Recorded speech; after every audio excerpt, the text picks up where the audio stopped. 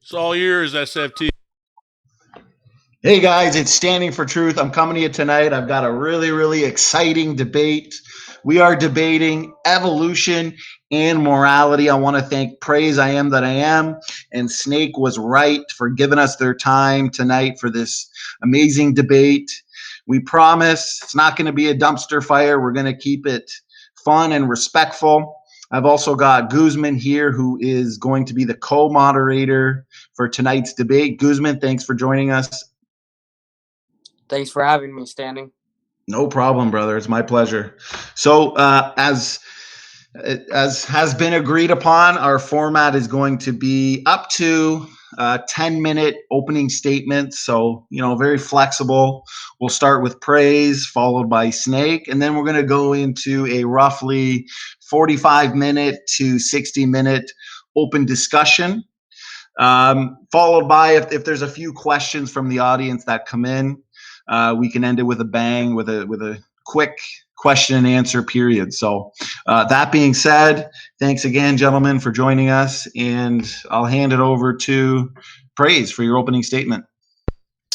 Sweet. I appreciate Taylor for engaging in this debate with me. I'm looking forward to having a discussion with him. And of course, thank you, SFT, for hosting this on your channel, and Guzman for helping out as a co-mod. So I appreciate you guys for that. I was excited for this debate because I feel morality in respect to the Imago Dei is probably at the top as one of the most robust evidences of God there is.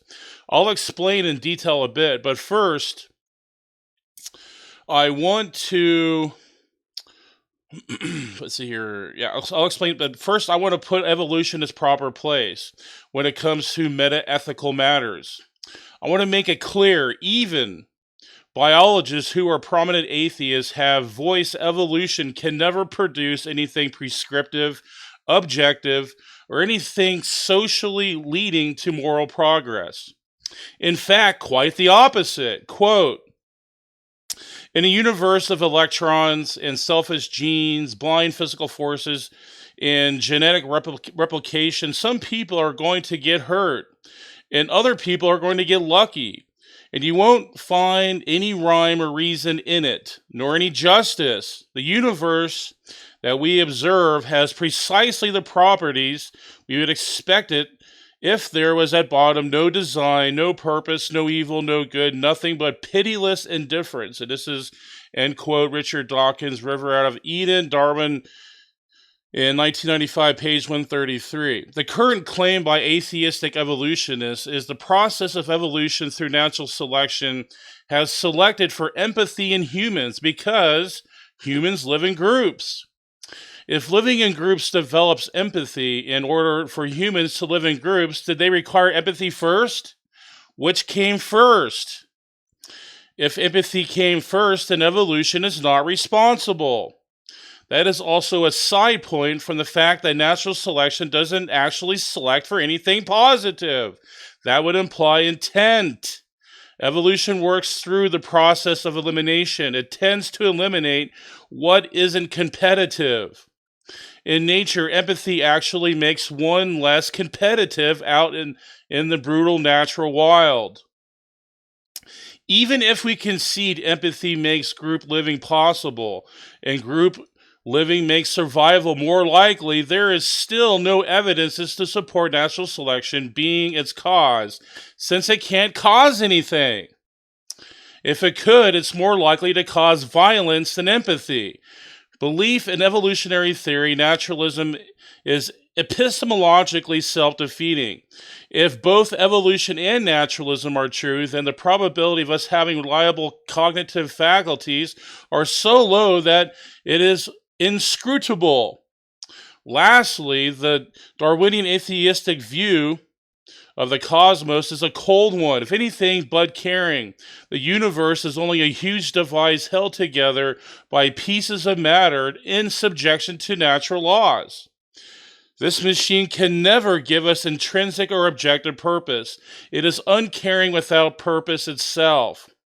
It can tell us what it is descriptively, but it can never tell us what is ought.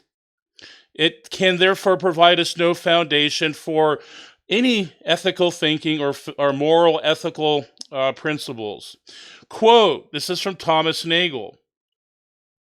Evolutionary naturalism implies that we shouldn't take any of our convictions seriously, including the scientific world picture on which evolutionary naturalism itself depends. And this is from Very Short Introduction to Philosophy, page 100. But Michael Roos says the same thing. Quote, in an important sense, ethics as we understand it is an illusion fobbed off by our genes to get us to cooperate.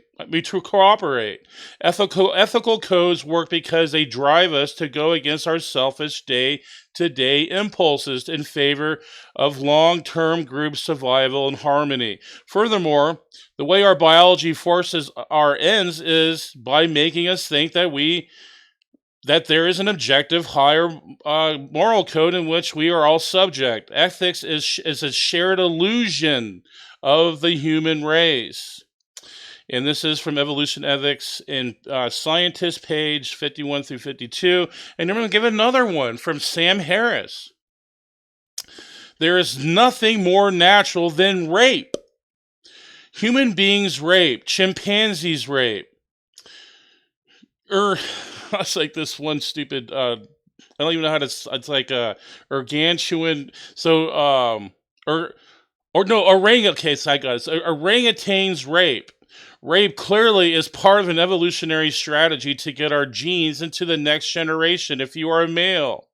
And this is spouted out by frickin' Sam Harris, ABC Relationship, and it's December 20th, 2006. However, Christianity provides a far superior moral framework by virtue of the Imago Dei. Firstly, once people recognize morality as a metaphysical endowment, the quicker we can progress as a society. That's the problem. Atheists try to fit a round peg in a square hole. Quantum mechanics, for instance, has validated mental causation. It is fundamental in our universe. And the same is true with morality. We have a teleological gift to deliberate within ourselves to make ethical decisions. Hence the Imago Dei. The term Imago Dei refers fundamentally to two things. First, God's own self-actualization through humankind. And second, God's care for humankind. To say that humans are in the image of God is to recognize the special qualities of human nature which allow God to be made manifest to humans. In other words, for humans to have the conscious recognition of their being in the image of God means that they are the creature through whom God's plans and purposes can be known and actualized in humans. In this way, we can be seen as co-creators with God. The moral implications of the doctrine of the Imago Dei are apparent in the fact that if humans are to love God, then humans must love other humans, as each is an expression of God. The human's likeness to God can also be understood by contrasting it with that things which are not of the image of God beings, who, as far as we know, are without self-consciousness and the capacity for spiritual, moral reflection and growth. So these are animals. The animals do not have the Imago Dei. Humans differ from all other creatures because of their rational structure, their capacity for deliberation and free decision-making. This freedom gives the human a centeredness and a completeness which allows the possibility for self-actualization and participation in a sacred reality. The Imago Dei not only grounds prescriptively objective altruistic principles, but it also imputes equal value to all humans, unlike Darwinian naturalism. Quote, I'm going to end with this last quote here. Quote, in the world of Darwin, man has no special status other than his definition as a distinct species of animal. He is the fullest sense of a part of nature and not apart from it. He is akin, not figuratively, but literally, to every living thing, be it an amoeba, a tapeworm, a flea, a seaweed, an oak tree, or a monkey. Even though the degrees of relationship are different, and we may feel less empathy for 40-second cousins like the tapeworms than for comparatively speaking brothers like the monkeys. And this is from George Gaylord Simpson, The World in Which Darwin Led Us, Science, page 131, Science 131, page 970. And with that, I end my time.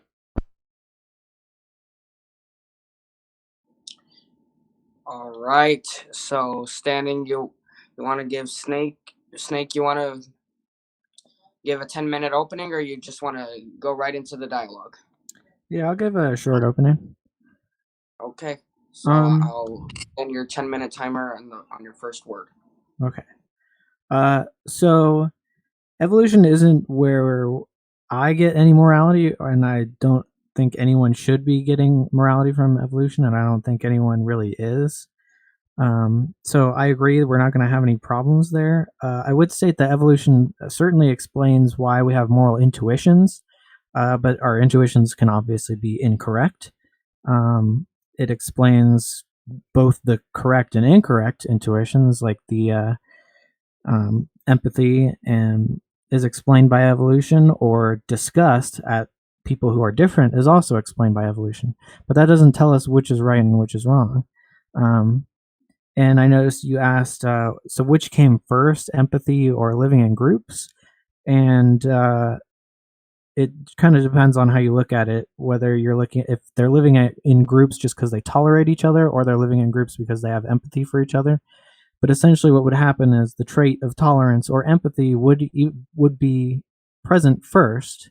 That would just be present because of natural variation, and those that had more tolerance for each other or for other animals, or more empathy, would just behave in ways that would promote groups. So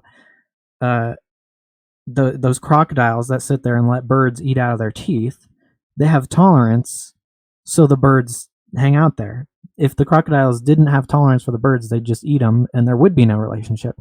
The ones that have tolerance can have that relationship, and so that's just basic evolution. Let's see. If we're going to touch on evolution a little bit tonight, I did want to clear up some things. I was watching your guys' video entitled The Laughing Stock Night, and I know Praise asked for proof of evolution, or, well, I think you said what we're looking for is a new genotype, and I'm not sure if you know, but every human child has a new genotype, so maybe you would like to clarify what you mean by that. And then in the same video, Raw Matt said that any anatomical or physiological change would prove evolution. And I don't know how many people have seen my video on that, but I'll just go over it real quick. He asked for extra ribs and extra vertebrae, and that has been observed, natural variation. And so it would seem that evolution is every criteria that you guys want for evolution has been satisfied. But as far as evolution goes, I'm thinking maybe we should just focus more on morality tonight. That seems like kind of what you want to focus on. I just wanted you guys to be aware that evidence exists, and maybe hear what you have to say about that. And then, so as far as ethics goes, where I would ground my ethics is definitely not in evolution, because as I said, right and wrong are not determined by what is a more fit trait or something. So ethics is just codes for right and wrong behavior. And what does right and wrong mean? That, to me, I just interpret that as correct and incorrect. And we understand pretty well what that means in things like mathematics or objective criteria. And so I'm somewhat unique in the atheist circles, as stating that I absolutely believe in objective morality because there's no other way to do it. Relative morality is basically just a contradiction in and of itself. It makes no coherent sense to say that X is correct, but X is also not correct. That would be what relative morality says. So there is an objective correct and incorrect when we're talking about moral statements. And by this, I just mean that you can have logically valid and logically sound basic codes for behavior. And I've had theists agree with me about this. So I don't think you can pin it on atheism. And I do not assume atheism when constructing any of my moral arguments. The question is pretty much irrelevant, and a lot of the times I check my work by assuming theism. But the question of God's existence is completely irrelevant, in my opinion, to, well, I think the facts would agree with my opinion, is irrelevant to the question of where objective morality comes from. All my statements on morality are compatible with atheism or theism. It's just not compatible with divine command theory. So I think that's probably where the disagreement lies. Let's see. I would say that I see elements of our moral situation in other animals, especially dogs. If you look into their eyes, and if you've ever had a close relationship with a dog, I don't see how you can ever say that humans are unique in that capacity. They're unique in how self-aware they are of these capacities, but I see what you would describe as the image of God in other animals. They're just not as self-aware about it. And finally, I would just say Christianity does not seem to have any superiority when it comes to moral frameworks. And no matter what your explanation either way is, like whether you're saying that the slavery in the Bible is justified or whether you're saying that the Bible doesn't really justify slavery, the fact that it's so confusing and that there's no clear answer, and that it does appear to be advocating for slavery among all these other horrific crimes like stoning people to death for working on the Sabbath, the stoning women to death for not saying that they were raped, something like that. These are not elements that you want in a superior moral system. So I suppose I will end there, and hopefully we can talk about how we, like, the nitty gritty of how I would establish a moral framework. All right. Thank you, Snake, for that. So we're going to be entering into the 1 hour long discussion period. So I'll begin it on whoever speaks first. Yeah, I'd like to address some of some Snake's points here that he brought up. First, I want to just address some of the ones he was asking me. Firstly, his questions. What I mean by a new genotype, I mean something that is. So you're talking about humans. So new humans have new genotypes, but yes, that's within humans though. Something non-human genotype. And I think Matt was bringing up something with anatomical changes. We're not talking limb changes. We're talking the whole anatomy of something. That's what we're talking about. That level of change. I think that's. I mean, Neff is really. I mean, he's pretty much explained that in depth, and so I agree with that. And as far I'm glad you came to the understanding that evolution is not going to generate any type of morality. You're not going to find morality in any type of biological process. But that doesn't rid you of the problem, though, because where else are you going to get it from? You're going to get it from molecules? Are you going to get it from quarks, quantum mechanics? It's still the same problem. You're still left with the same problem, Snake.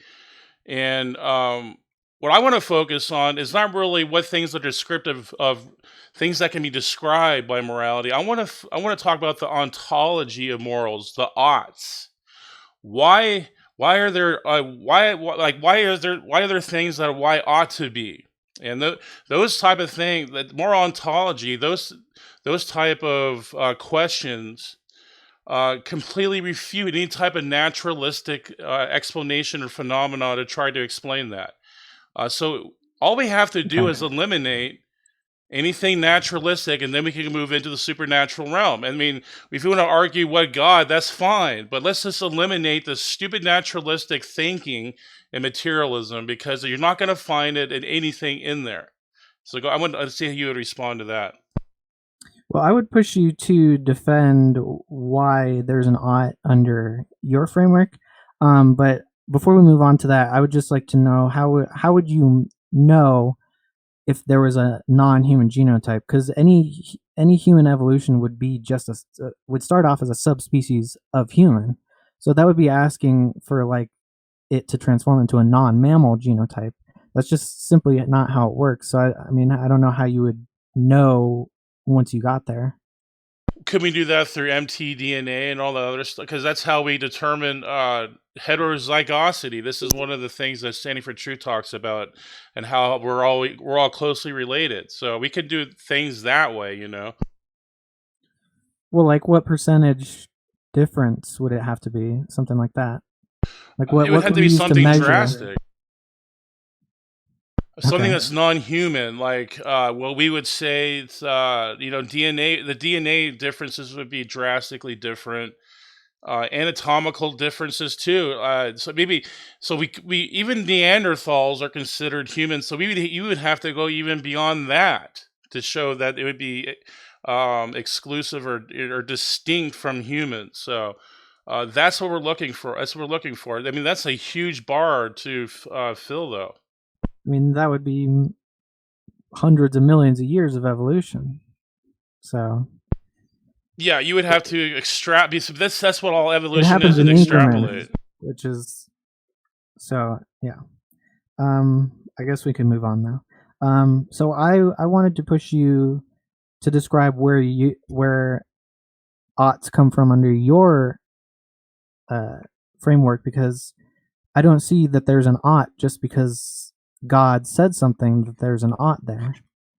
Well, no, it's not. It's not that. Like, I just the Imago Dei, that God is his the what he wouldn't express through humans is through us. We are imagers of God, and part of that is rationalization, autonomy. We have autonomy, and that's what comes with it. Deliberation.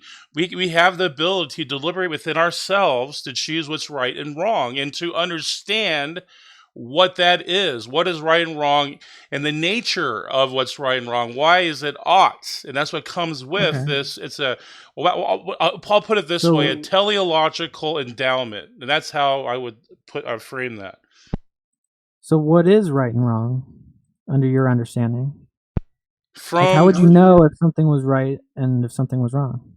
Because God wrote His moral law in our hearts, in our mind and hearts, and we can deliberate Well, that within internal. It's intrinsic. That's how God made it that way. yeah, but I would have a different intuition on morality than you do. So apparently, I mean, there's no common law written between us, if it is indeed written by some higher being. Well, sure. I mean, there can be different variances of this, but unless you want to be a moral. Okay, I'll put it this way: like, let's say, like, murdering people for pleasure, for thrill killing. Would you say we differ on that? I would say that is objectively wrong, and that would be wrong in any circumstance. That's universal. That in any circumstance that would be wrong.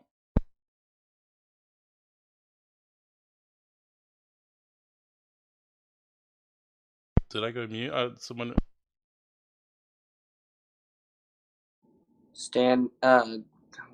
Snake, are you there?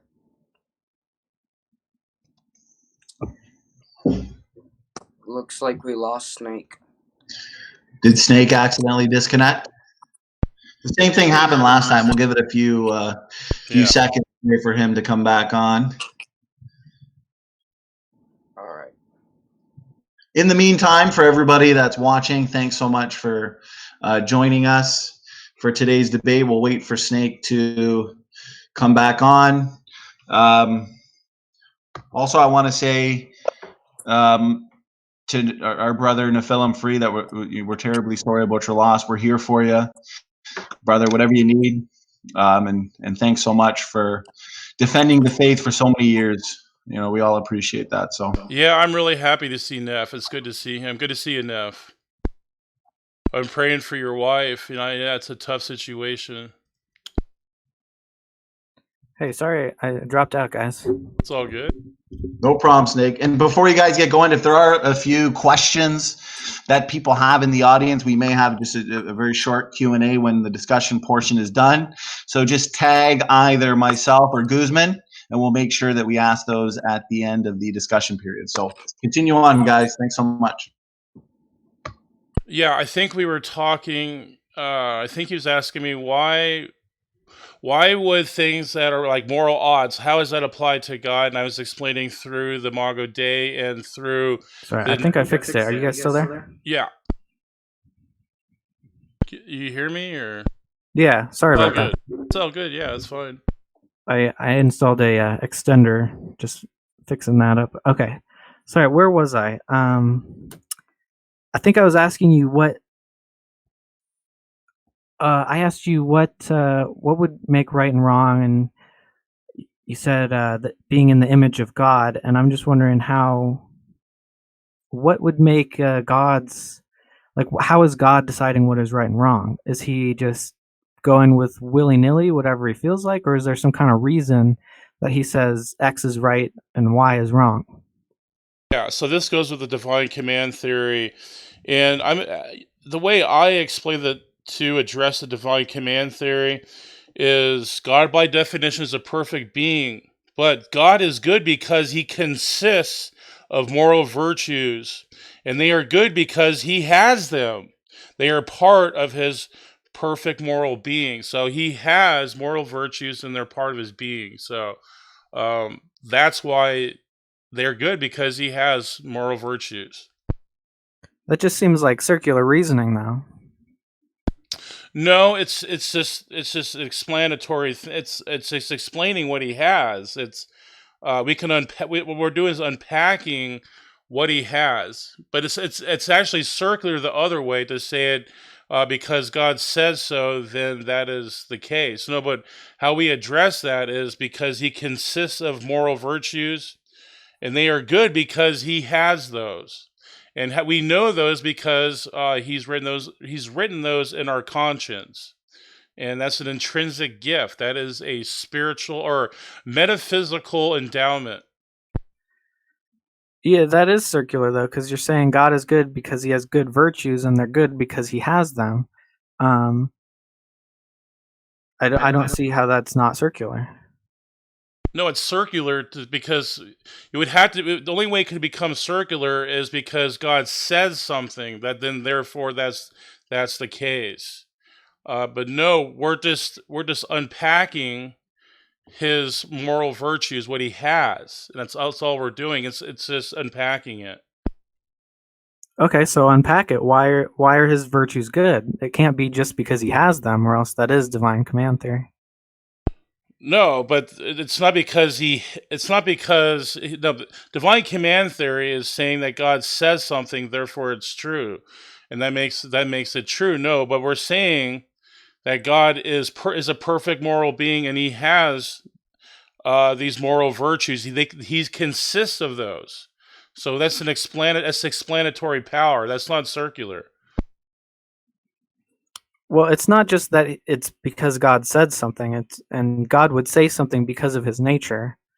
So divine command theory is just whatever is commanded by God, and if God's nature is whatever it is, he's going to command things according to what his nature is. No, it's according to his moral nature is what we're grounding in. We're not saying these morals are good because God says something or commands it. It's grounded in his perfect moral nature, his perfect moral being. That's what we're grounding it in. But that's what anything God would say or command is grounded in. It's grounded in his nature. So it's really the same thing. But that's not circular though. That's just an explanation of what he has, and that therefore it's not circular. Something circular. It seems circular to me because you're saying that he has moral virtues. You said they're good because he has them. So it's just he's good because he has good virtues, and they're good because he has them. How can we break out of that circle? Why are his virtues good But where is the circle though? beyond I him mean, just having them? yeah, but I'm trying to figure out where you're saying the circle is though. Well, you said God is good because he consists of moral virtues, and those virtues are good because he has them. So why are they good? Because Well, he has the moral virtues. We can test. I mean, it's basically, if you want to get down to it, that is it's like almost empirical evidence that that he is good. I mean, that's why he doesn't need to command something for it to be good. It's because he has a certain moral characteristics of his nature. so how can we test that? Like, how do we know his values are good beyond just saying, well, they come from God and God is defined as good? And like I mentioned before, and part of that is it's an intrinsic knowledge of God that he put into us through our conscience. He wrote his moral laws in our heart. Those moral virtues were written in our heart or mind. So we know we're conscious of that, or we have consciousness of that.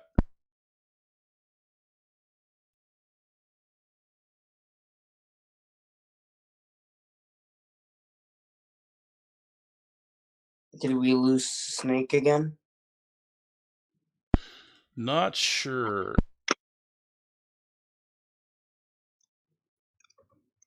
All right.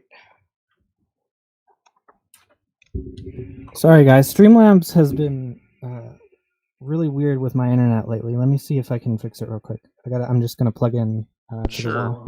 Sorry about that.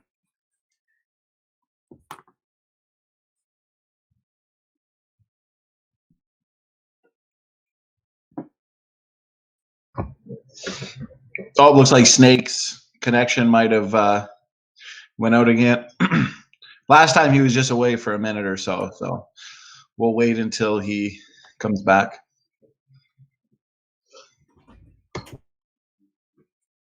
Also, if there's any other debaters, anyone in the chat, there's definitely a lot of us creationists, for example, that are associated with this channel that would like to debate. So if there's anyone out there, evolutionists, atheists, just let us know. Shoot me an email or something, and we can set it up. Yeah, I want to make this an awesome debate channel, just like modern day debate. This can be a great, more scientific debates and such, and more maybe even moral debates, meta-ethical debates. That'd be awesome too. Absolutely, Praise. I agree. This debate so far has been a blast. I'm really enjoying it. Hopefully we get Snake back in here. Sweet. Yeah, we need to get some staunch evolutionists to debate SFT and Ron Matt.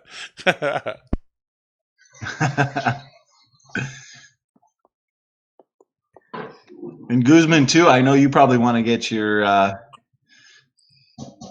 sure you want to get some debate going too, eh?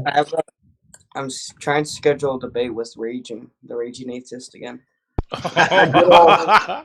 Good old Raging Atheist. Yeah, I remember that. That was a good one. We're scheduling it right now. Do you know what the topic's going to be, or what channel it's going to be on? Yeah, we'll be debating on the Noahic flood. I'm not sure what channel it'll be on. I'm pretty sure it'll be on mine. Nice. I've pretty much gotten everything ready, and so if he ends up hosting it, I'm gonna be really mad. Has he already said that he'll do it? Yeah, he's already said that he wants to do it, but we just need to find a date. Awesome.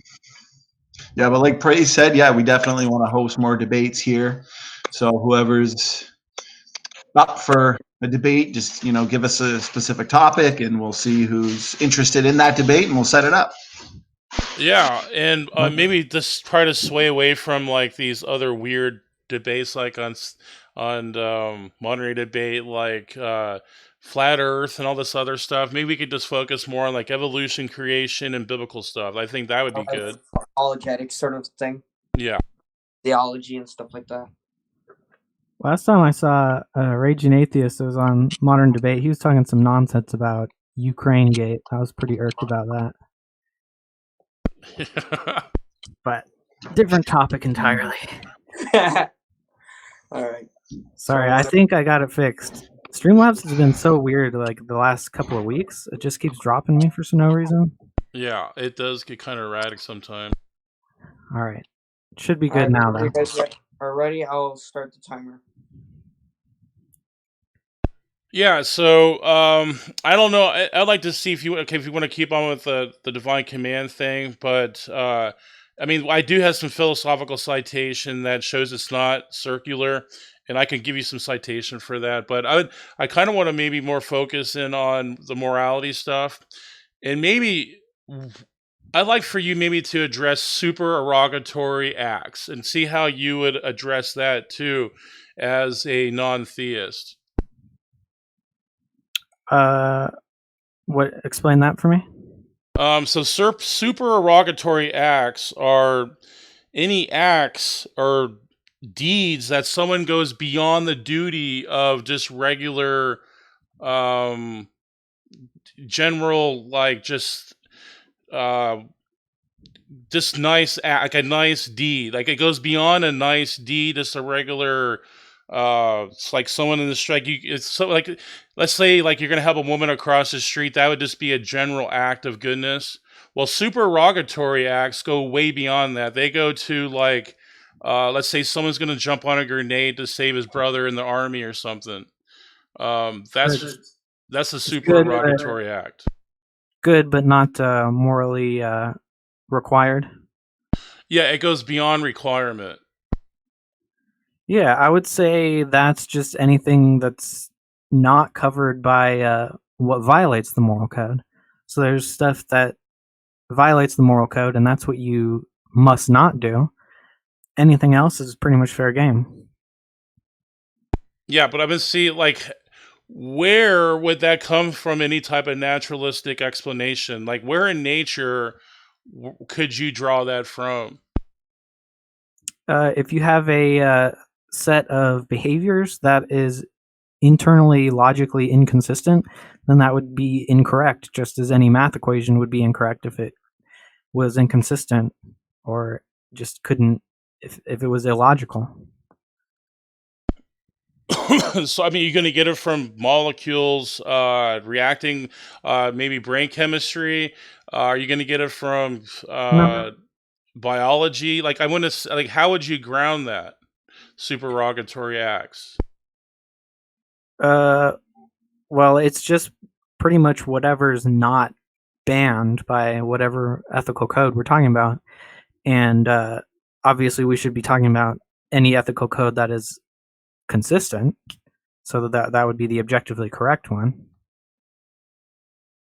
Okay, so let me give you an example. See, the gospel, it says to love your enemy, and Jesus says if someone wants to walk a mile with them, see, that's a supererogatory act. And Jesus said that if they want you to walk a mile with them, you walk a mile with them. Whatever they need, you have to do it for them. That's a prescriptive supererogatory act. So Christians can easily ground supererogatory acts, but as a physicalist, materialist, naturalist, I don't see how you can draw anything from that and from anything natural supererogatory acts. And I think that's one of the most damning evidences against for morality coming from naturalistic explanations. Well, that works perfectly fine under my framework. But if Jesus said you must do it, wouldn't that mean that it's morally required? It's not optional? Yeah, because the bar set high that the moral, ethical principles that Jesus set before us. It's the highest standard you could think of, and supererogatory acts are really the highest principle you could try to obtain. And benevolent, it's an act of benevolence that goes beyond what's required. And with the world, the world doesn't think in those regards. The world just does whatever you have to do to survive. I mean, that's really the naturalistic mind frame. It's like, it's just like in evolution, it's survival of the fittest. I mean, that's like the general mindset of the world. But see, Christianity goes beyond that. It goes into supererogatory acts. Well, under my framework, whatever promotes the most freedom is what's best. So, I mean, that would cover it. If you're sacrificing yourself so that others can live, that is, in a way, increasing or at least maintaining the amount of freedom. So that would be morally not only justified but good. But where do you? I know, but where do you ground that in, though? You can't find. You said you even agreed you can't find it in biology. Are you going to find it in cosmology? You're going to find it in physics, brain chemistry. So where are you going to draw? See, I don't. I mean, I think so. You have so you're part of the Mago Days, Snake, and I think that's a great example of non-believers actually be taken part of being part of the image of God. Yes, we know that you're capable of doing that because God equipped you with that. But see, you don't give the credit to God for doing that. You actually, reject Him, and you ascribe it to something else that, to me, is absurd. And that's either physics, chemistry, biology, and there's nothing there you can ground it in. And especially moral ontology, supererogatory acts, that we can just go on and on. These are non-physical principles we're talking about. And this is what I'm saying. The Christian worldview provides that. So it's interesting that you say giving credit to God, because that's kind of where I actually come at the question. If I could back up for just a second, you I think I cut out last time I was trying to address this, but you keep saying that we have the image of God written on our hearts, and I would say that doesn't seem apparent because we have a lot of disagreements on our moral intuitions. So, I mean, an easy example would be, I guess, I'm for some abortion rights, limited abortion rights. I would guess that you are against any abortion rights, and our moral intuitions on that are different. So I don't see how there's this law written on our hearts. But I think that there would be a way to check the validity of whatever principles that we hold, to justify whatever intuition we have, to see whether that intuition is right or wrong. Like Hitler's moral intuitions were wrong because they were self-contradictory. And that's one way we can ground it, just purely in logic. But I would go further. But I just want your response on that first. Sure, and I think this is part of. See, God never said that people can't have their consciences seared. It also says defiled consciences in Titus, and I think this is because Satan blinds people, and even maybe demonic stuff too. See, it all goes in demonic. It's we war not against the flesh and blood, but spiritual powers in high places and such. But yeah, Satan does blind people, and it defiles their conscience. See, in these type of worldview, that evolution drives these beliefs like abortion, because there's nothing in Not for nature. me.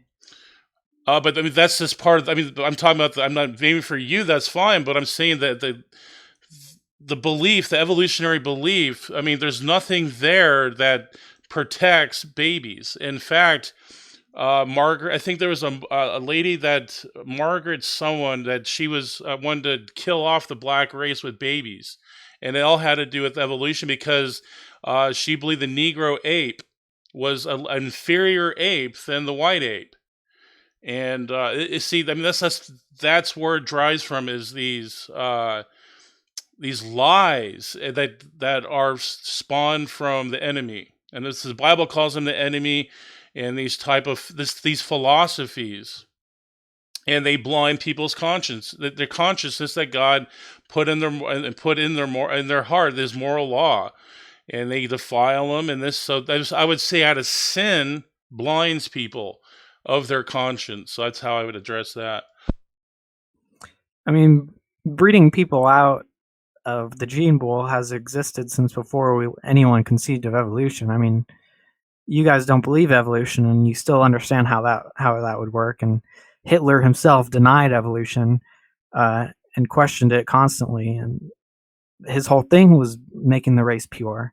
I don't think you need evolution to understand that you don't want your tribe mixing with other people. The question is, why is that wrong? Is that wrong because God's nature is against that, or is that wrong for some actual principled reason? And I mean, it's odd to say that Satan would screw with our moral intuitions. I can see how our temptations in reality would give us motivated reasoning. But as far as like demonic possessions and stuff goes, I don't understand how that kind of mind control works. Like, I would need a mechanic for that, some kind of a mechanistic explanation. Yeah. So I don't.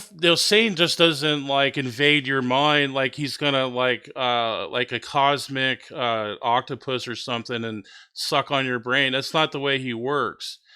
He works through philosophies and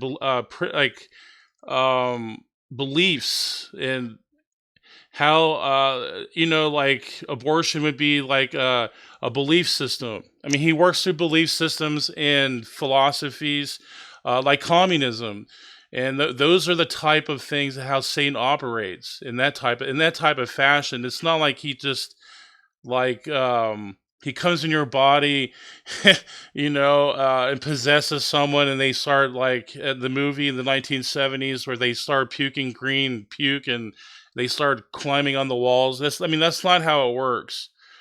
He blinds people through lies and through different philosophies and such like that. So that's how he operates, in that type of way. So I mean, we could even assume that aborting a fetus is at least a little bit morally objectionable, but we can still justify abortion rights. And I'll just give this example just to show you kind of how I come at it. So essentially, why I would stand on the side of abortion rights is because if we ban abortion, most of the same amount of people are going to go out and just get abortions anyway. And so we'd end up with about the same amount of dead babies, but then a bunch more dead mothers or scarred babies and doctors in jail. And overall society would just be far worse. And there's no way, if we had like a perfect situation where you didn't have to abort or no one was going to abort, then that would be preferable because it preserves more freedom. So I'm just for whatever state preserves more freedoms, basically. And the way I get to that is going back kind of how I don't give God credit for any of these things is, yeah, I don't give God credit. And that's even assuming a God exists. So we could just assume a God exists. And what I'm asking is, how do we know, even assuming that God is good, perfectly good, we can assume all of that. But I'm still questioning why is that God good? What is he basing his standards on? If he doesn't have a standard, then it's just random, and so there doesn't seem to be anything there to ground it if it's just random. But if he does have a reason that he says this is right and this is wrong, then it would seem like his nature and his reasons are contingent upon that logical framework, that it is just universal, is unassailable no matter what universe you're in. No, we Like can. 2 + 3 = 4. Yeah, I'd like to address that. Well, I brought this before. We can analyze how good God is through objective morality, and And how we can do that is moral ontology, the oughts. And I think the oughts are a direct revelation of the moral character of God. And it's so you ought not murder for pleasure. You ought not rape people. You ought not steal. I mean, those are part of the But 10 why? Commandments. I'm interested in why. Because it's a reflection of God's character. Well, so what? I mean, but why is God's character something to be looked up to? So I mean, it's like asking, why is God God? It's you'll have to. It's like that's something Yeah. that's a finite mind. Like I can't. How can I even begin to explain an infinite or an eternal being? Why that's the case? I think that's something that is almost unexplainable. That's something that's unexplainable to try Right. to address. Well, I mean, if you can't explain it, then I can't really believe it. I mean, no, we can, but it doesn't matter if we can explain it or not. It's just that we can discover. We can, it's axiomatic. It's reflective. We can actually have intrinsic knowledge of this. So who cares if we can, explain it or not? It's like, can you explain infinity in math? I mean, so we can't explain infinity in math. I mean, humans just can't do that. But it exists, and we know that infinity. I guess that's just an example. I guess I'm trying to bring the closest example. But infinities do exist in math. So does that mean are we supposed to just throw it aside and not even care about that? Well, I think Dismiss that it. is pretty well explained in math. But again, I'm just trying to get to why is God. Like we can assume God is good and God is perfect, and I'm still questioning why is His nature that certain way. So why would He say murder is wrong? Could He have said murder is right? Is there any world in which any God could say that that's right? Like, is any God's standards good? Let's start there. Right. So I think this goes into the ontological argument that God is a maximally great being. And since he is a maximally great being, therefore he is perfect morally or perfect ethically. And therefore it follows that he would write his laws on his creatures in their hearts for them to know that and to understand that. So how would we know when we've come across this maximally great being? How would we know the difference between that and just the proximally next best being? We can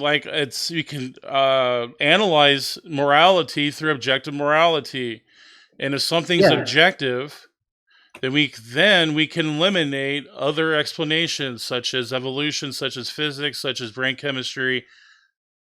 They're gone. So once we eliminate that, we can therefore start discovering what being would ground all this. And we would say the Christian God. Now, if we can argue over gods, that's fine. I just want to eliminate the naturalistic, atheistic explanation or viewpoint of morality. It's useless. It's been debunked. It's a futile exercise to try to ground especially objective morality through any type of physical or naturalistic explanation. So I would say murder is objectively wrong because it's hypocritical. So no perfect God could ever say that murder is good because then he would be a hypocrite. Right? Great point. Yeah. So why would God not be a hypocrite? Why is not being a hypocrite good? Because he cannot it would be a self-contradiction to his nature if he violated that. That's almost like God violating his logical nature as well. Can God make a square circle? That would violate his logical nature, Right. so he couldn't do that. So it would seem to me that God is bound by logic. He can't break logic. He can't make 2 plus No, 2 he's equals not. 5. He can't make a square circle.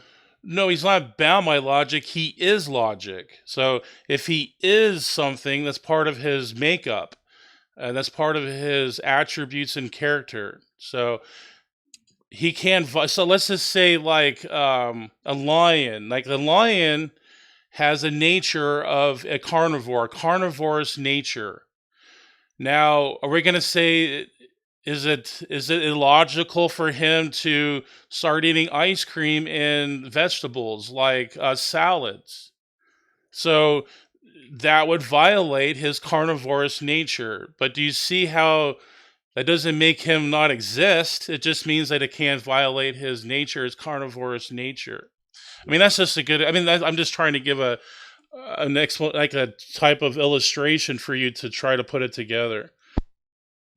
Well, I mean, I'm not arguing here that God doesn't exist. I think it's irrelevant. I'm just that is my point actually, is that this question of whether God exists or not is irrelevant to the question of morality. Because would you agree that God is made from logic? Like, is that a good paraphrase of what you said? No, he is logic. And it's Well, reflective. It's reflected through the laws of logic. well, if I say my vase is glass, then I can say that my vase is made from glass, right? Is made of it.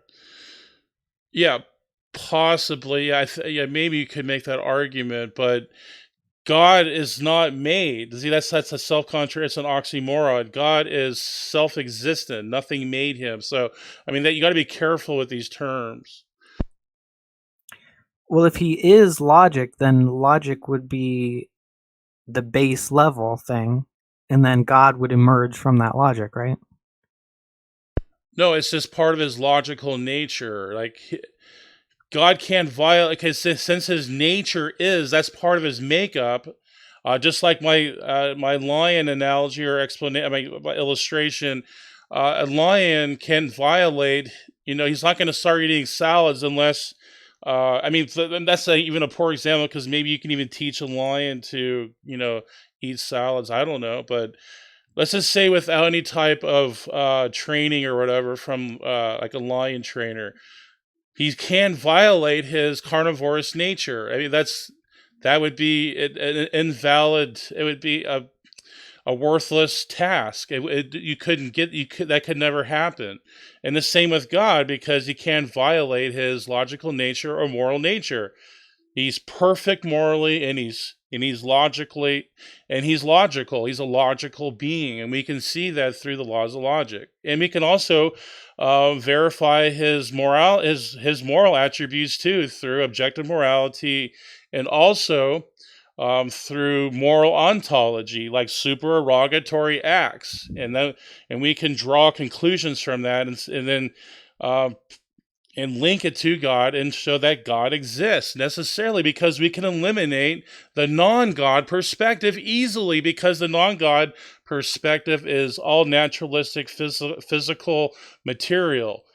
And anything with that, considering metaethics or supererogatory moral ontology, is completely irrelevant. So all I'm really arguing for is that logic exists independently of God. So could he have changed his nature anyway at any time?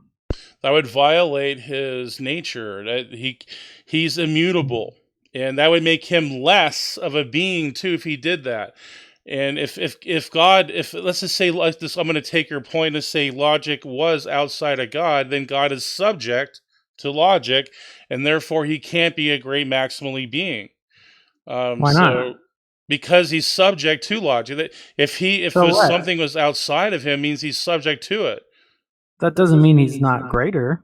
I mean, if there was a mind that was subject to logic, I would still say that that's greater than. That's still the maximally greatest being. No, Logic because you by could say itself is logic is not. greater than him. How would you determine who's great? How would you determine God would be the greatest possible being? Because then you could say logic is even greater. I mean, that would be a contradiction of terms there. Well, I guess I'm defining a being as something that's at least somewhat aware, that has a mind. Right. And that's part of the logic too. It's actually conceptual. It's part of a mind. Logic exists in minds and it exists in our mind. But then if you want to go to the greatest possible mind, then it'd be God's mind. That's the originator of, or the basis or grounding of logic. But there's no conceivable universe where something could break the laws of logic. You can't have something be and not be at the same time. Right. That'd be actually breaking logic. So let me make my point. So God's nature, if it's based in logic or if it is logic, that still means that God is still subservient to those rules. He can't break outside of that. No, but that's like saying a lion is subservient to his carnivorous nature. No, it's just part of his makeup. It's just part of his being, his perfect moral being, or his logical being, or perfect in morality would be a perfect moral being. So, how would you tell the difference between a false god and a truly good god? Anything that violates our intrinsic knowledge of good and bad. It's part of what I would say the Imago Dei. See, would would you agree? Do you have the capacity to deliberate within yourself what's good or bad, and without being pre-programmed by the universe uh, to just like digitally, move it through your brain to make you believe something, like involuntary? Would you say that could, when it comes to moral oughts and morality, would you say that's voluntary or involuntary? Is an ought voluntary or involuntary? Yeah, to deliberate within yourself what's good and bad or what's moral. Do you think you have that ability, or do you believe that you were pre-programmed to believe such a thing? I don't think I was pre-programmed to believe anything. I think that there are deterministic reasons that that I believe what I currently do based on how I've experienced the world. See, my point is that to deliberate on something within yourself, that's intrinsic. That is, it's an intro. That's called introspection. You're not going to have something that's an endowment like introspection, or to deliberate within yourself, good and bad, or what's right and wrong, in anything natural. There's nothing natural that's going to allow that to happen. That's what we call a endowment, a teleological. It's an intelligent design or metaphysical gift to do that. And that is right there proof God exists. And that's my whole point of this, my opening the debate. I don't see any logical syllogism proving that God exists just because we can think. So is God more than logic, or is he logic and all he is logic? You're just using God label to describe logic. Yeah, that's when There's nothing more to it. that's it. Yeah, there's nothing more to it. He is logical, and the laws of logic are a reflection of his logical nature. So how does logic just create created kinds just by itself? Wouldn't that require a mind? You mean kinds? You mean like in biology? Or I'm sorry, could you repeat that again? Biblical kinds. Oh, biblical kinds. Yeah. I would. Because the rules of logic can exist without a mind. Nothing can violate the laws of logic. They are absolute and unchanging and necessary in all possible worlds. I would say the properties of logic show that they cannot exist independent of God. And for one, they're immaterial. Number two, they are universal. Number three, they're immaterial. Number four, they're of the mind. They only exist in minds. So that's another um, evidence that God is a mind. He's a logical mind. That's what he is. So there's no logic governing the behavior of the sun? No, I mean the laws of logic would apply to the sun too, sure, but that's still a reflection of God's logical nature. So unless we're just assuming that the mind of God is causing that, then we do have examples of logic applying to things outside of at least human or animal minds. But but who would observe that without? So you would say, how would you know that the sun has logical properties without a mind, though? Well, a mind wouldn't know. Our minds wouldn't know anything if we didn't exist, but things clearly happen without observers to observe them. In quantum mechanics, that just isn't true. Mental causation is fundamental, even through the double slit experiment. Things don't exist until they are observed. That is a quantum mechanic fact. No, it's not. That's a misinterpretation of quantum mechanics. That's not. And in fact, the Yeah, delayed. We even have a peer-reviewed citation out there showing that. I'd be glad to share it with you. No, that's a misinterpretation. I know what you're talking about, but that's not what it's saying. There is an observer effect, but it's not. Things don't happen without an observer. Trees fall in the woods, whether there's an observer or not. I mean, I could leave a room and something could fall off, and then I come back into the room and I can see that it's on the floor. I think that happens to me all the time. That's still a mind. You're still applying implicitly. You're still implicitly applying a mind to that.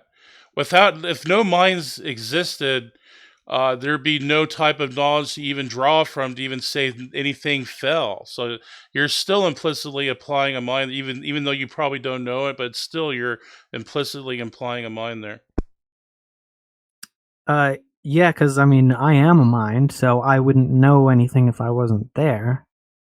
But I can check to see whether things happen without me.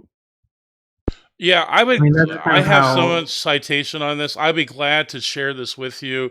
It's actually an objective fact now in quantum mechanics that mental causation is fundamental now, and that's just the bottom line. And I mean, people can dismiss it. That's fine. I mean, just because people deny something doesn't mean it's not true. So whatever. If you want to deny it, that's fine. Yeah, I do deny it because that's a very common misinterpretation of quantum mechanics that people in the sciences are trying to combat, because it's just very basic. It's just taking some key words and misunderstanding what they actually mean. Well, okay, I'll bring some points. Let's see. I want to put your hypothesis to the test. Your opinion. So tell me what forms the wave function then, because in quantum mechanics, mathematical probabilities, that's all it is. Everything, wave functions are mathematical probabilities. Something has to form the wave function, and only when a mind observes it, where the wave function is collapsed. So tell me what collapses the wave function then without a mind. I want to put your knowledge to the test. This is because the instruments that are measuring it are affecting what's being measured. That's it. That's all it means. That has been addressed too. This is part of the measurement problem, and this is even by Anton Zellinger, and he says the measurement problem still comes down to the infinite regress problem, where what collapses that? What collapses that? What collapses that? What collapses that? This becomes an infinite regress. So no, that did not solve the problem. It's not that things don't happen without an observer. It's that the observation of anything will inevitably change that phenomenon. So, okay, your only other choice is the environment, which we call I forget right now, but the environment can only collapse the wave function or um, a measurement device, and both of those don't work.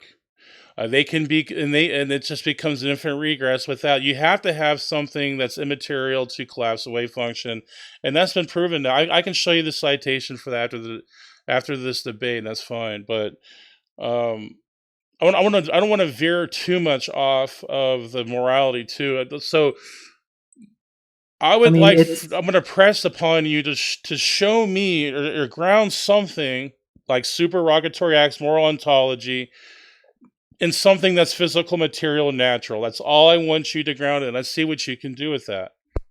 Well, to kind of wrap up the quantum mechanics stuff, the observer that they're talking about is not always a conscious mind. It can just be the instruments that they're using. And I addressed that no, that's not the case because the measurement problem does, and in fact, that's what they call it. That's why the measurement problem exists, because it still cannot be collapsed without a mind. So, well, yeah, it can. That's a very common misconception that they're trying to combat. That it's a very wide misconception that only a conscious mind can affect that reality. It's called the von Neumann chain. They get the same effect from non-conscious observers. That's not true because it's called the von Neumann chain, and it becomes an infinite chain of then what collapses that measurement device, what collapses that measurement device. It becomes an infinite chain. And that's why you have to have something non-material to collapse the wave function. So I don't think you've done your due diligence on that. If the instruments print out a piece of paper with the results on it, that ink is in that position no matter what. It doesn't pop into existence as soon as the lab tech comes across and reads it. But that has nothing to do with the measurement problem, the von Neumann chain. That has nothing to do with that. But I think that you're just being a little bit overzealous with this. I mean, I can show you the citation though after the debate, but I'd like to probably get back to my question though. What can you ground in nature, anything physical, material, natural, that can ground moral ontology and supererogatory acts? That's all if you could possibly address that, that'd be awesome. Well, I've already addressed it. It's just whatever's simply whatever. So the supererogatory acts is grounded in an ethics which promotes freedom.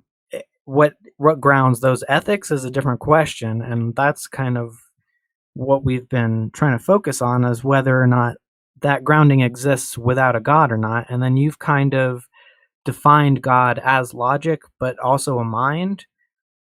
But yeah, a logical mind, right?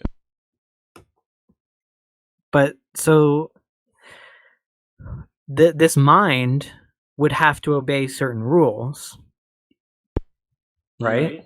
No, because that means he's subject to those rules, and that means he's not the greatest possible being. He's okay. I'm going to put like you're trying to get out of this just by definition. Okay. My viewpoint of Christianity, God is what they call aseity, ase. He is completely self-sufficient.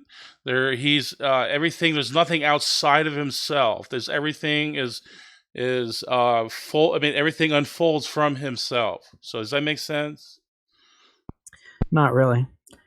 Like, you can define like the greatest possible being, but that doesn't mean that it actually exists. Right. So I could have the greatest possible meal on Earth. I could have that concept, but that doesn't mean that the greatest possible meal actually does exist. Yeah, I mean, that's a whole other debate, but I was using that to respond to some of your objections. Like you were saying, can God be subject to logic? You actually said God can be subject to logic. And I'm saying, no, he can't, because he's the greatest possible being. Now, to formulate how can we prove he's the greatest possible being is a whole nother debate.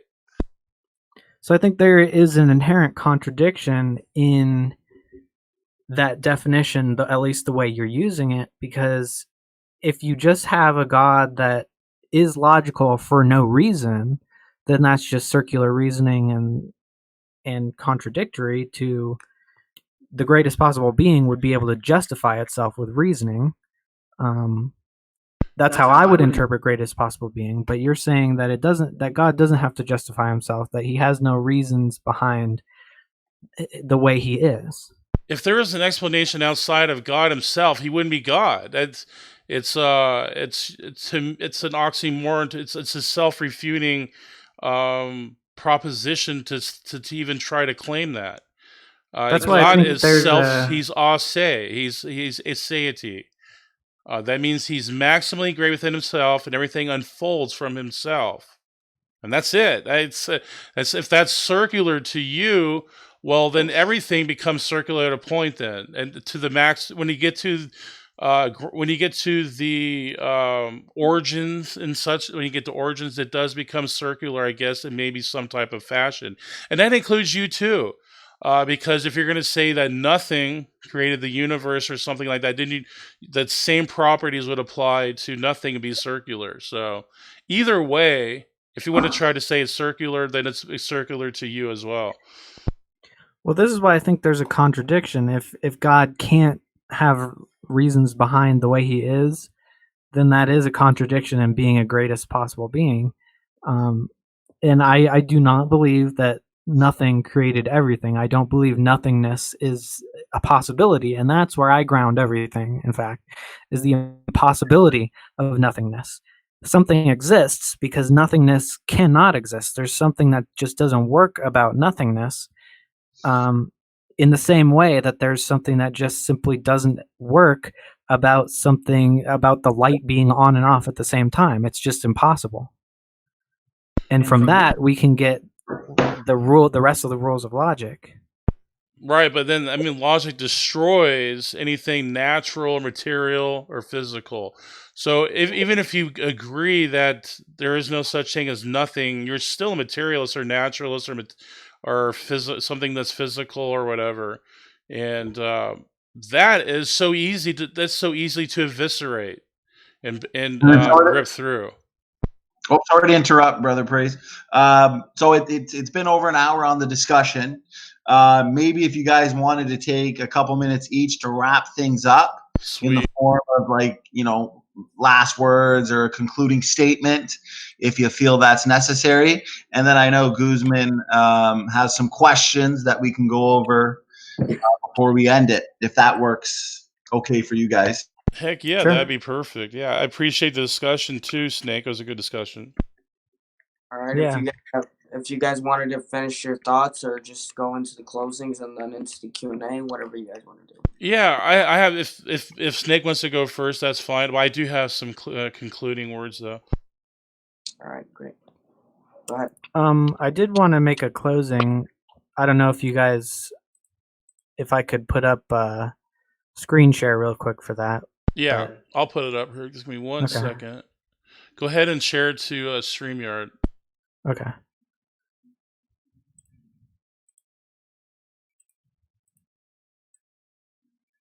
And then as far as just close it, like just to wrap it up, I would say God, whatever God is,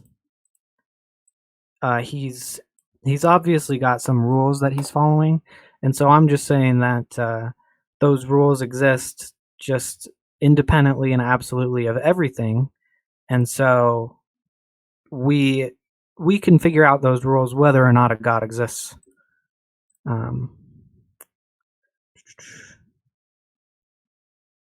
There it is.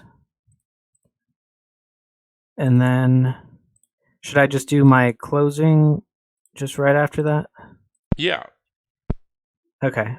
So, I mean, I did want to maybe get your opinions on which premises you would disagree with and all that, because I have all this in what I think is a sound and valid syllogisms. So basically, I mean, we've been over what a objective morality is. It's just an ethical system that is consistent and logically valid. And then I don't think we'll have any problems there. And then I think we both agree that total nothingness is is logically incoherent, and therefore something necessarily must and ought exist, and that's how I get an ought from an is under my framework. And then good. Here's kind of what I mean by good. So good is defined by what something is good for, um, in English. And then the more any system can do, the more it is good for, and therefore the more qualities the system has, and that can be measured objectively. Existence objectively has higher quantity of qualities than nothingness does, and we also know that true nothingness is impossible, and therefore something ought to exist. And so my conclusion is objective ethical good can be defined as something that increases the qualities of existence. And by definition, something is better than nothing because it has more qualities. And essentially, all of this is possible without a God, because the rules that govern every premise that I have is not necessary with a God. And I guess we weren't really able to break through much on that point today. But I just wonder if you disagree with any of these premises. I would say here's one I'm interested in. I think that there is an imperative in logic itself to adhere to the laws of reality. So basically, you should be correct or else you're incorrect, and that's where the imperative comes from. No one's stopping you from doing things incorrectly. It's just that you're not correct. And I think there is an inherent imperative in being correct.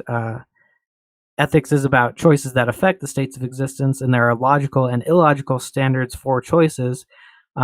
Objective moralities must have valid logic, and therefore the imperative, which is an ought, is to be logically correct in how we apply decisions. That's pretty much it, I guess. Sweet. All right. So, Praise, if you want to give your Yeah. final thoughts before we go into the Q&A. Try to make this swift as possible. Just give me 1 second here to pull it up.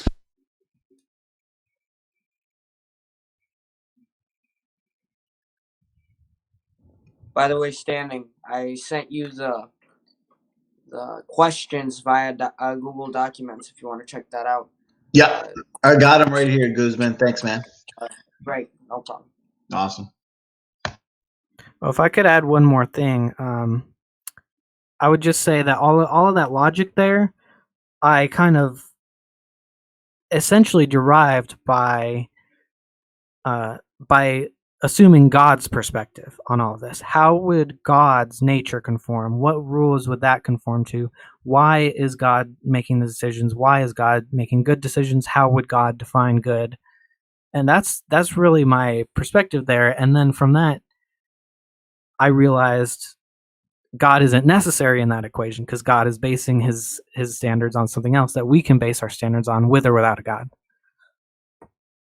Gotcha. So I'm all ready to set this up here and get this done as quick as possible. I know you guys have to get ready to get up and all that, but so tonight I think that Snake he doesn't want to ground objective morality in God, but he never showed us what else outside of God he can ground it in. And I kept pressing Snake to give an example or demonstrate, give us a standard or something, either in physics, chemistry, brain chemistry, quantum mechanics, biology, etc. Laws, chemistry. So he couldn't provide that. So whether Snake likes it or not, he is he's just he can't ground anything outside. So he doesn't want God, but he has to ground his objective morality. And here we go. Moral progress demonstrates objective morality. In Jerome Daniel Schoon's paper, No Moral Progress Without an Objective Moral Ontology, the following paradoxical disproofs are used to eliminate naturalistic explanations of moral progress. And this is what Snake is forced to do. I mean, see, he's forced to accept this. I mean, unless he wants to be a theist. Number one, the local problem. Number two, the problem of speciesism. And thirdly, the problem of evolutionary ethics. These problems are specifically targeted to eliminate any type of subjective, more physical, biological, anything that's material explanations for morality. And as he explains in his paper, this argument not only has 4 premises but it has 2 conclusions. But it's also a deductive argument, thus showing the premises are likely true. The following argument is showing next. Premise 1. If there is objective moral progress, then an objective moral standard exists. Premise 2. If an objective moral standard exists, then it is either natural or non-natural. Premise 3. Nothing natural can function as an objective moral standard. Conclusion 1. If there is objective moral progress, then a non-natural objective moral standard exists. There is objective moral progress. In conclusion number 2, a non-natural objective moral standard exists. Unfortunately, Snake has to stick with what he believes, and that's what his worldview is, a natural worldview. So it's a he's a living contradiction.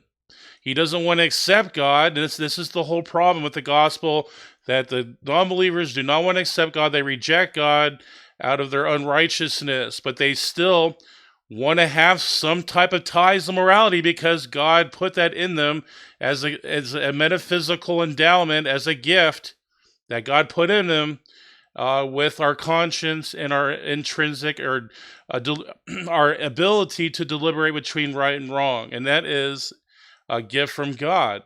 And yet they reject him of giving it to him. They don't know how to get out of that paradox. So too bad, Snake, you're stuck in the naturalistic paradox unless you want to come to reality and accept the Christian faith, or unless you want to go to a Muslim or something else. That's another story. So I'll end it right there.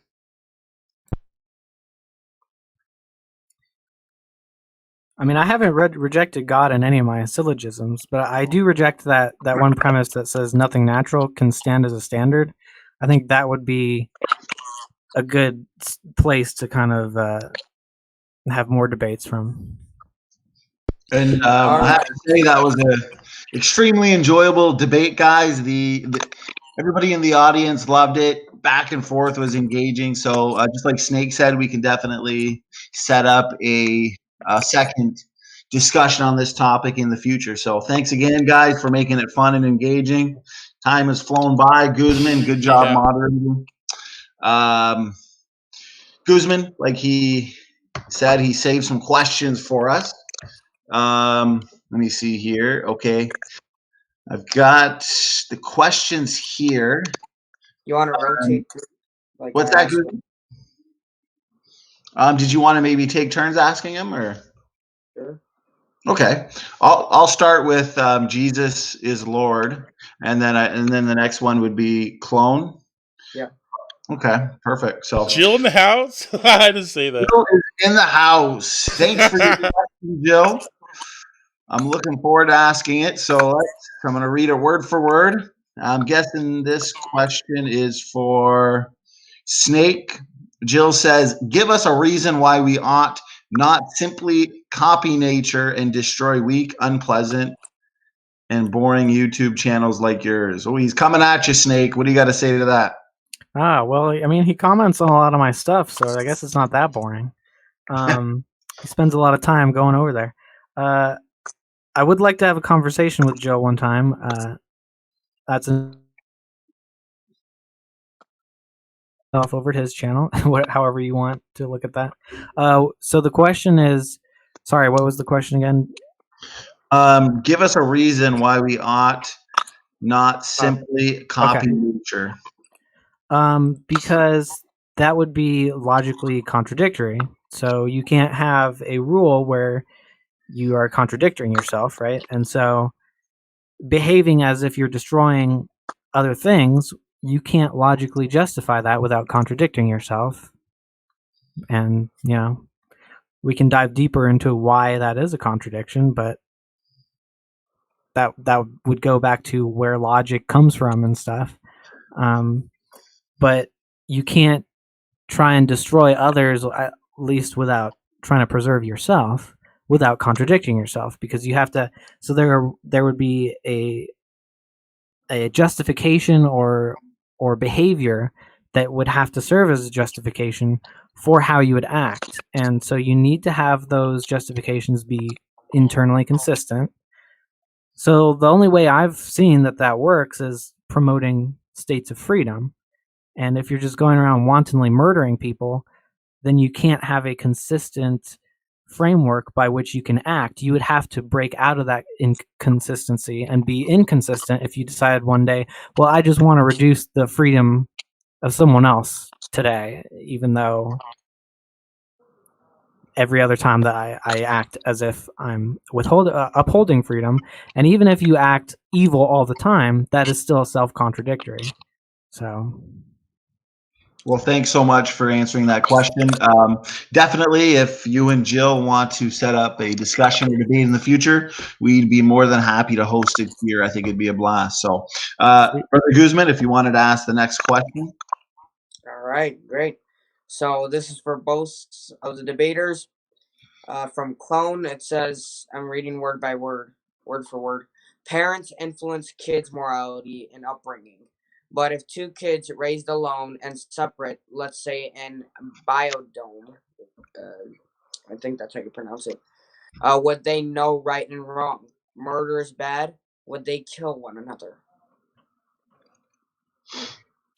well, I think that's really interesting. I think that you could independently get to my moral framework without just by being raised in the wild. It would be pretty difficult because I mean you're immediately concerned with survival and stuff like that, and you don't have a lot of material to draw from. Like we're all standing on the shoulders of giants that have helped us think before, but all of my framework is derived from things we can observe in nature. But if you're just raised in isolation, you're not ever going to get the Bible. You're just not going to get that revelation unless God directly comes to you. In which case, I think he should be doing that to everyone all the time, but he's hidden. So, I guess the point is, the Bible wouldn't just appear out of nowhere, but you could reason using basic things that we know: non-contradiction, excluded middle, and identity. That's all I've used to reason to any of my stuff. Yeah. Praise. Yeah, so I've actually responded to this before, actually in other debates, and I provide a citation for this. And there's citation that children have an intuition or intrinsic knowledge of God, and that is a proof. I mean, that's a scientific. Whatever I guess epistemologically that is a fact. So it's Well, that. So if we can draw upon that, then if they have intrinsic knowledge of God, then it follows that they would be benevolent and they would probably not kill each other. I can tell you that I did not have any knowledge of God when I was a kid. Yeah, I don't think that would refute what the research, though. All right. Okay, thanks for that answer, guys. Next question is from Jill again. So thanks, Jill. His question is for Snake. He asks, do you believe pre-programmed behavior is responsible for morality? Go ahead, Snake. No. I don't think. I mean, I'm not sure what he means by pre-programmed, but definitely a hard no. Morality exists independently of what our behaviors are. There are certain behaviors that make sense and certain behaviors that do not make sense. Yeah, I mean, Snake is such. It's hard to figure what Snake is. Like, what is your position, Snake? If it's not God and if it's not naturalistic explanations, what the hell is it? It's like you're squirming around, and like I think you need to be more consistent and actually stay consistent with one position. If it's a naturalistic position, then you need to hold to those paradoxes that have been shown in this debate. No, there are no paradoxes with naturalism. Oh, I don't think there's any supernatural explanation for why logic exists. Yeah, I I don't see think any I pretty inconsistencies much there. made that clear in this debate. The paradoxes I of haven't naturalistic seen any. morality. You just kind of assume God exists and then just Well, work no, from there. if we can eliminate your position, then it's automatic. It's disjunctive syllogism. Once one is eliminated, the other is automatically validated. So it's part of logic, actually. Disjunctive syllogism. Look it up. Well, I would call that a false dichotomy, but I rejected the specific premise in your syllogism. I'm not sure what premises you reject from mine. But I know, but see, you're fine. You can reject all you want, but you're gonna have to give some type of explanation to ground your beliefs. And you never really addressed that. I've kept on asking you, what is it in nature that you're gonna ground it in? It's just the crickets chirping. No, it's the same thing that God would give reason for why he is the way he is. Same reason. Because logic is absolute and inherent. Okay, I mean, logic wasn't even part of the debate. It was really morality, but we can keep going to the next question. All right. The next question also comes from Jesus is Lord. He asked Snake, if you threw a bunch of scrapple pieces in the air and it spelled the phrase, quote, Snake, kill yourself now, unquote, would you obey that command? Why or why not? No, because it would be clear that either someone rigged it, or even assuming some supernatural deity or a ghost or something did it. That doesn't mean that that command is correct. What if it was natural? That'd be quite interesting, though. I'd probably laugh. All right, Stanley, you want to ask the next question? Sure. Okay, so we got a little young Earth creationist. Thanks for your question. He asks, here's mine. Why ask why when it's clearly shown if humans go against his morality, there are negative consequences? I'm guessing that's for you, Snake. Yeah, I mean, if you disobey the slave master, he beats you. That doesn't justify the behavior of the slave master. That actually be for both. I think it's a great point. Like, we would say that the Ten Commandments reflect the moral nature of God. Thou shalt not murder, thou shalt not steal, thou shalt not commit adultery, etc. And when people violate those commandments, bad things happen. So yeah, I think that's pretty conclusive. I mean, that's pretty proven right there. I'm just looking for a reason why those would be his commandments, and I haven't seen a single. I don't think you even attempted to answer that. I certainly did. I just think you didn't want to accept it. Well, you just said it's because he's God. Not really, though. All right, so the last question for the night. This is for both, and we'll wrap up. Fighting Back asks for both of you guys, why do atheists try to apply the law of causality to God, but not to the universe? Causality, yeah. For one, I think it would be what they call the homunculus fallacy. It becomes an infinite regress, and even an infinite regress, you can say what created that infinite regress. So it becomes into an ultimacy. This is why I like presuppositional apologetics, because it doesn't matter who you are, you're going to have some type of ultimate standard to ground anything in your viewpoints of your worldview. And the Christian God is the ultimate, uncreated, eternal being. So, and yes, that would ground everything we see perfectly. All right, pass it on. Oh, you wanted to respond? Was it for both? Yeah, it was for both of you. I forgot. So I don't know what he means by atheists don't apply causality to the universe, because everything I've seen would indicate that is the case, that we do apply causality to the universe.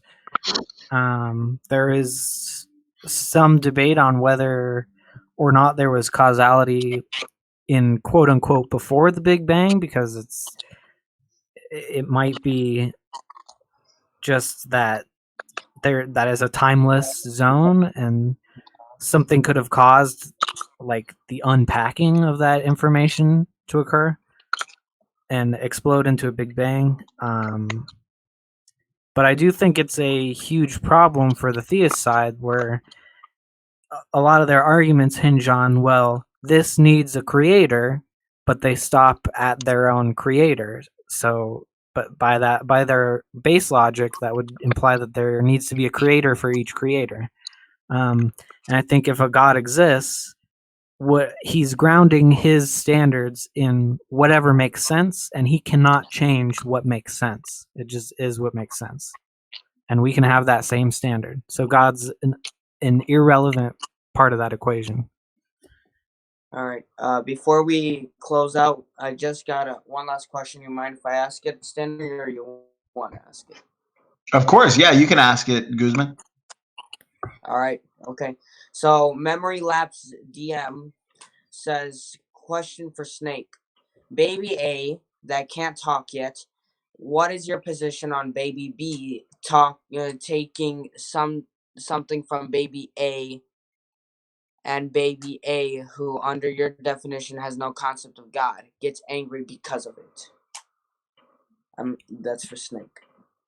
So what is my position on Baby B stealing from Baby A and then he gets angry? Basically, I think it'd be like, yeah.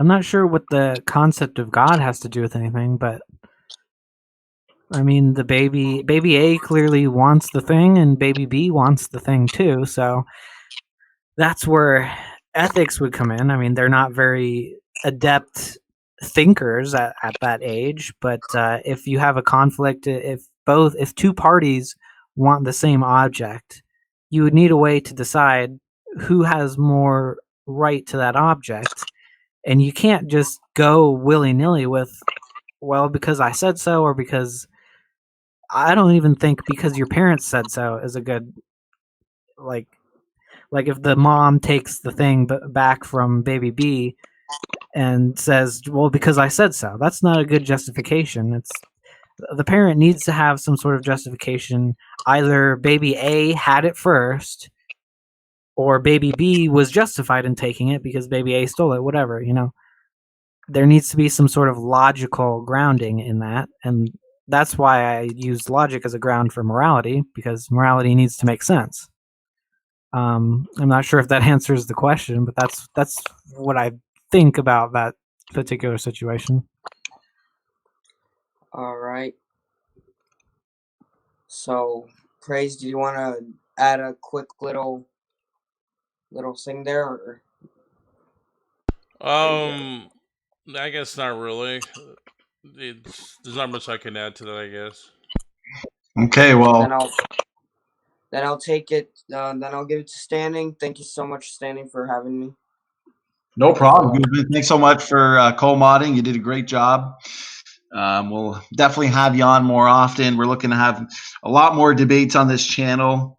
Actually, we're working on a couple right now that I think will be exciting. If we can get them confirmed, then we'll definitely announce them. But yeah, thanks again, Praise. Thanks again, Snake. Like I said, that was a blast. That was a good question and answer. So if you guys had any final thoughts or wanted to plug in your channels or something, you can do so now, and then we'll call it a night. Subscribe or else. Yeah, smash that like button on the Standing for Truth channel. It's an awesome channel, and I recommend everyone get involved because it could be revolutionary even on social media, and maybe some minds will be changed, hopefully. And thanks for the thanks for bringing me in here, Standing for Truth, and also Guzman for moderating. I really enjoyed that. Thanks for the discussion, Snake, and yeah. Yes, thank you all around, gentlemen, and I'll catch you on the flip side. Awesome. Well, we couldn't have done it without you guys. So thanks again. I hope the audience had a good time. Looks like they had a blast. So we're going to call it a night, guys. Standing for Truth is out.